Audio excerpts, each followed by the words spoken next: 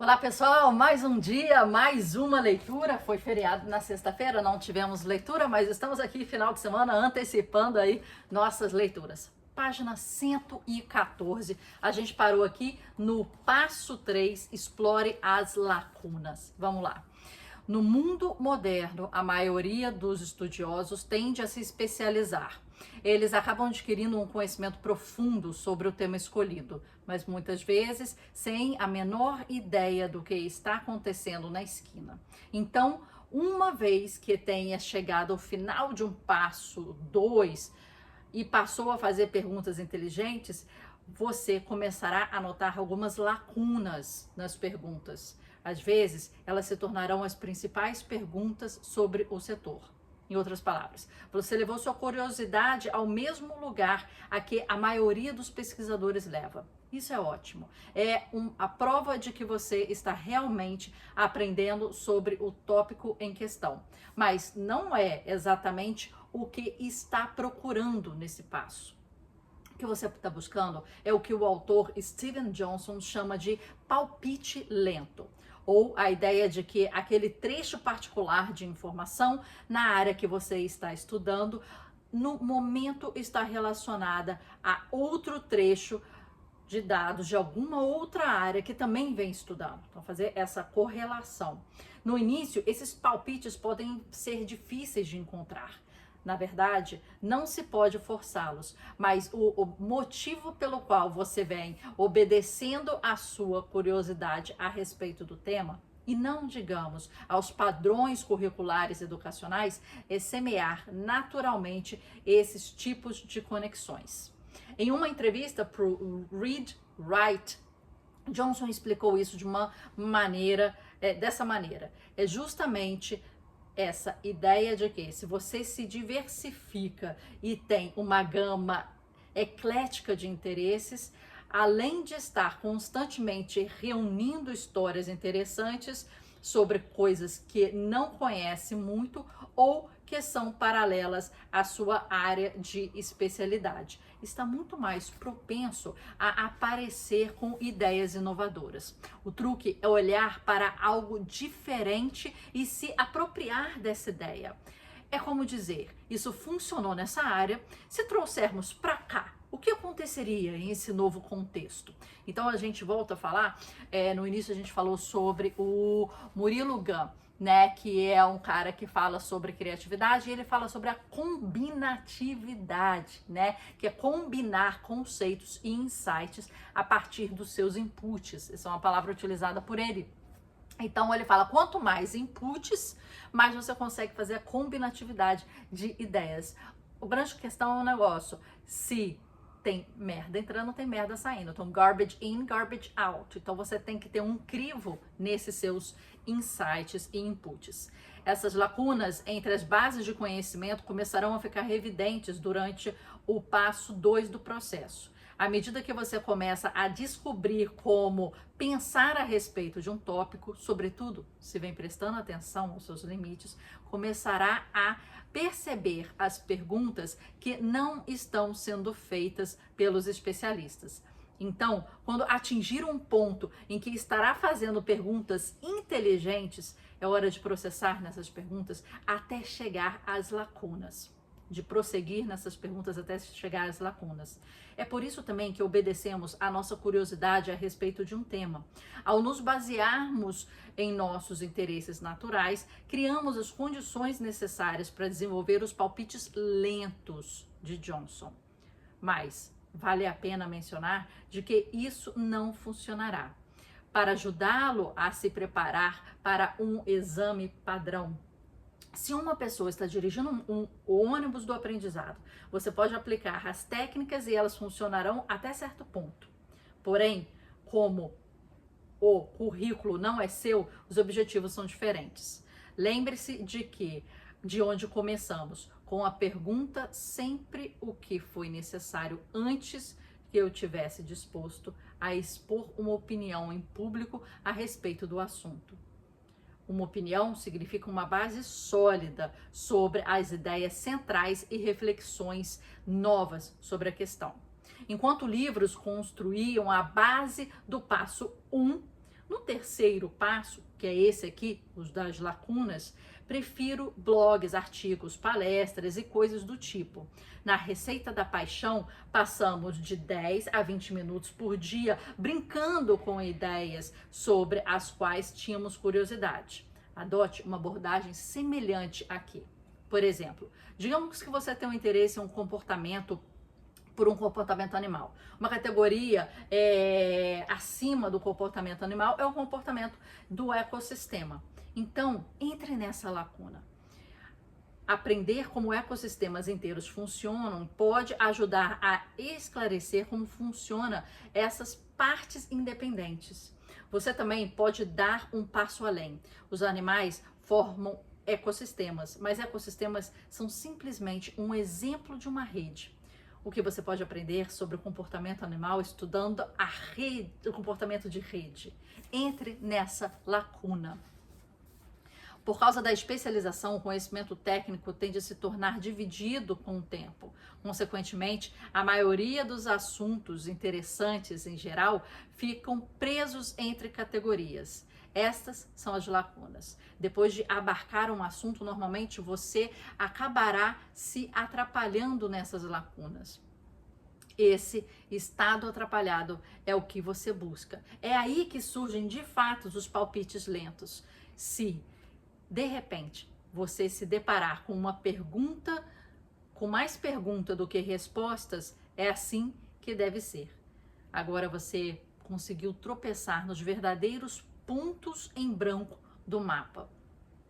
E se fez isso do jeito certo, por ter estabelecido a sua curiosidade de chegar a esses pontos. De uma hora para outra poderá se deparar com perguntas pertinentes a que ninguém consegue responder. E com isso acabará tentando encontrar as respostas por conta própria. É com essa frustração que o aprendizado realmente começa. Olha que interessante, nesse passo 3 ele falou para ir além nesse conhecimento. E aí, em vez de livros e tal, entrar em papers, estudos, blogs, coisas mais específicas, para fazer tanta pergunta que você não terá a resposta. Mas a tentar achar essas respostas é que você vai fixar o aprendizado, porque você vai achar lacunas que ainda não tiveram respostas, lacunas em branco, como ele falou aqui. Passo 4. Sempre faça a próxima pergunta. Esse conselho volta ao conceito de filtros da verdade. Lembre-se do lema padrão do repórter. Um fato é feito de 3 fontes. Ou seja, se 3 pessoas lhe contam uma mesma coisa de forma independente, pode ter certeza de que realmente aconteceu. Porém, como citei anteriormente, descobri que algo incomum acontecia quando eu falava com um 5º especialista. Em geral, eu obtinha uma resposta conflitante com tudo que viera antes. Esse é o motivo por trás do qual sempre se deve fazer a próxima pergunta. Significa que, se é a essa altura do processo, é bom começar a correr atrás de respostas conflitantes. Busque especialistas que discordem daqueles que você já conversou. Quando você chega ao ponto em que tudo aquilo que achava que sabia, na verdade, está errado, então está no lugar certo. E agora que você está no lugar certo, tente resolver o enigma que encontrou. Sem dúvida, é perfeitamente possível que o enigma com que se deparou não contenha respostas. Não tem problema. O objetivo é ter uma opinião sobre a resposta. Escolha um lado e esteja apto a defender o lado que escolheu. Diga algo semelhante a: especialistas tendem a discordar em relação a esse ponto, mas minha impressão é que... E em seguida, tente explicar por que tem essa impressão. Pessoalmente, acredito que eu não aprendo realmente um assunto até que ocorra um puxão de orelha revelador. Se meu ponto de vista não foi integralmente contestado ao menos uma vez, significa que ainda tenho trabalho a fazer. Isso é muito verdade, né? Então ele fala que vá a fundo, pergunte mais, ache esses pontos brancos, essas lacunas que ainda não estão respondidas, tenha mais pergunta do que resposta e perguntas não respondidas, e ache respostas conflitantes. Passo 5. Encontre a narrativa. O cérebro é feito para conectar causa e efeito. É um mecanismo de sobrevivência. Se podemos rastrear o motivo de algo ter acontecido, podemos aprender a prever o futuro. E isso que o cérebro adora narrativas, pois elas não passam de uma relação de causa e efeito de escala maior. No entanto, qualquer que seja a escala, a biologia subjacente permanece a mesma. A conexão entre causa e efeito é o reconhecimento dos padrões. Para recompensar esse comportamento, recebemos pequenos jatos de dopamina. O prazer dessa substância é o que fortalece a relação entre o que e o porquê, basicamente ampliando o aprendizado. No final dos anos 90, por exemplo, o neurocientista de Cambridge, Wolfram Schultz, deu a macacos algumas gotas de suco, que é a recompensa favorita deles. Observou os níveis de dopamina disparando nos cérebros deles. No início do experimento, o seu cérebro liberava dopamina somente quando eles recebiam um suco de verdade. Com o tempo, esse jato de dopamina parecia mais cedo, por exemplo, quando a porta do laboratório se abria pela primeira vez. No final do experimento, esses jatos surgiram ainda mais cedo, quando os animais ouviam os passos no corredor do lado de fora do laboratório. Basicamente, o que o experimento de Schultz confirmou foi o papel da dopamina no aprendizado. Sempre que ganhamos uma recompensa, como o suco, por exemplo, o cérebro vasculha o passado recente em busca do que pode ter desencadeado essa recompensa. Causa do efeito. Se esse padrão se repete, quando notamos novamente essa causa, obtemos ainda mais dopamina. Em seguida, começamos a rastrear ainda mais a causa. Antes que eu chegar no suco, a porta do laboratório se abriu e um homem chegou. E a reforçar essas conexões extras com ainda mais dopamina. Agora que chegamos aos 5 passos, não tão simples assim, queremos tirar proveito da neurobiologia exata. O objetivo é acoplar esses acertos iniciais de dopamina, de reconhecimento desses padrões que já surgiu, ao seguir os 4 primeiros passos desse processo, ao aumento ainda maior de dopamina. E como veremos, uma série de substâncias neuroquímicas adicionais que provém da construção narrativa do apoio social. É isso que realmente fortifica nossas informações de armazenamentos de longo prazo. Logo, é hora de tornar as coisas públicas mais uma vez. Para mim, a única maneira de ter certeza de que realmente aprendi algo é contar isso para uma outra pessoa, como se fosse uma história.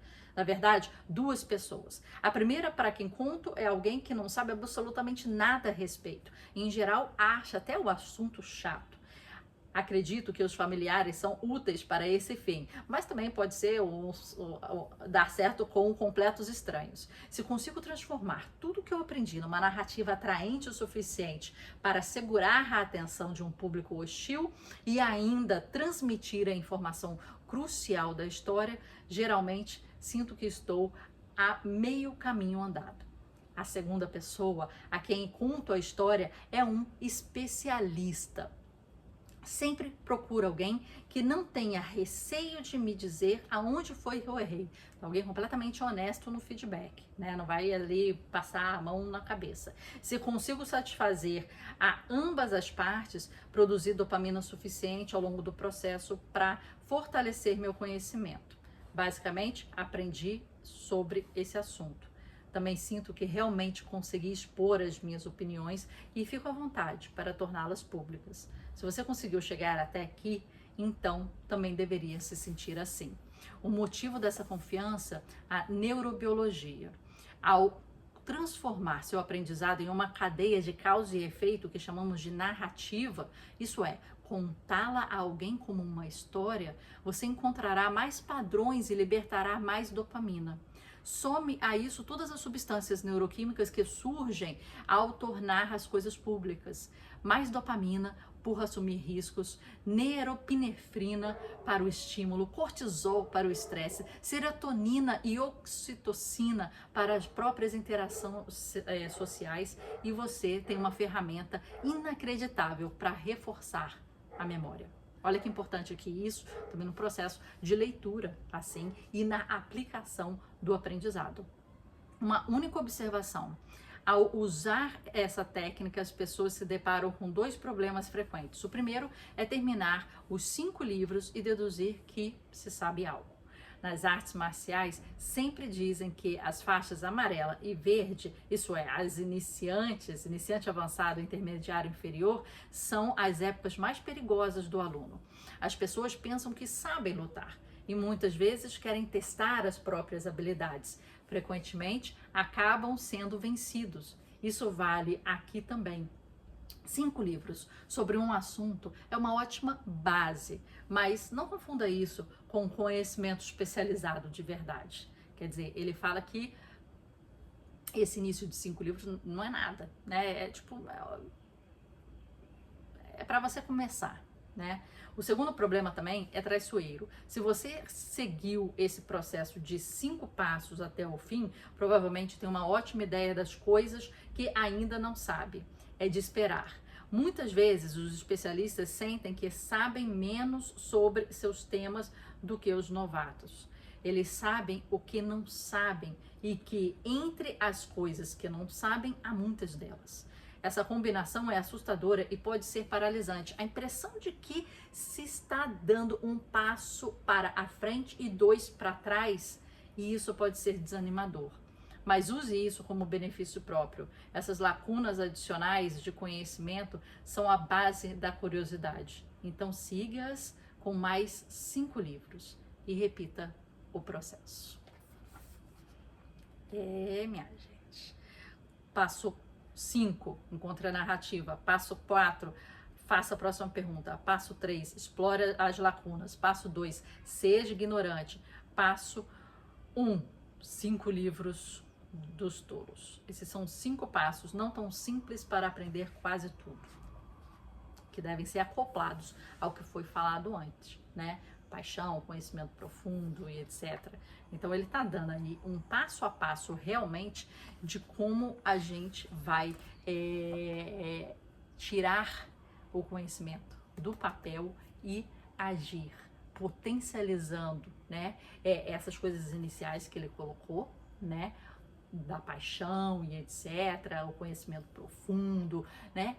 E depois esses 5 passos aqui, que a base deles é: leia pra caramba, aprenda mais, pergunte sempre, pergunte para especialistas, tenha ideias opostas e conflitantes, né? Ache lacunas de aprendizado, né? E ao final aqui, faça a próxima pergunta e encontre a sua narrativa. E agora a gente vai entrar na habilidade da habilidade no próximo vídeo. Até a próxima leitura!